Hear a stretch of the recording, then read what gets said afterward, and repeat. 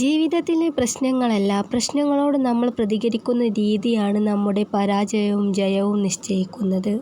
ജീവിതത്തിൽ പലവിധ പ്രതിസന്ധികളും നമ്മെ വെല്ലുവിളിക്കുകയും പക്ഷെ അത് അഭിമുഖീകരിക്കാൻ ചിലർക്ക് അതിന് സാധിച്ചെന്നും വരികയില്ല.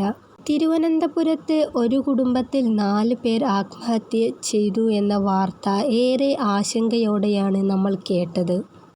അച്ഛനും അമ്മയും 2 മക്കളും അടങ്ങുന്ന കുടുംബമാണ് ഇന്ന് ഇല്ലാണ്ടായത്. 4 പേരെയും വീട്ടിൽ മരിച്ച നിലയിൽ കണ്ടെത്തുകയായിരുന്നു.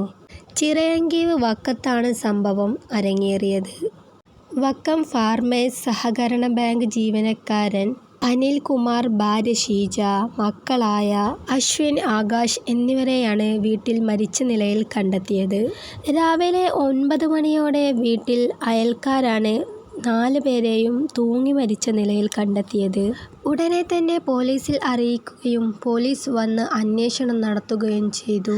മരിച്ചതിന് കാരണമാകട്ടെ ഇവർക്ക് ചില കടബാധ്യതകളൊക്കെ ഉണ്ടായിരുന്നു. കടമെടുത്തത് തിരികെ കൊടുക്കാനായപ്പോൾ ആത്മഹത്യ ചെയ്തത് എന്നാണ് പോലീസിന്റെ നിഗമനം. കേസ് രജിസ്റ്റർ ചെയ്തിട്ടുണ്ട്. പോസ്റ്റ്മോർട്ടത്തിന് ശേഷം മാത്രമേ കൂടുതൽ കാര്യങ്ങൾ വ്യക്തമാവുകയുള്ളൂ. മറ്റെന്തെങ്കിലും കാരണം ഉണ്ടോ എന്ന് പോലീസ് അന്വേഷിച്ചു തുടങ്ങിയിരിക്കുന്നു.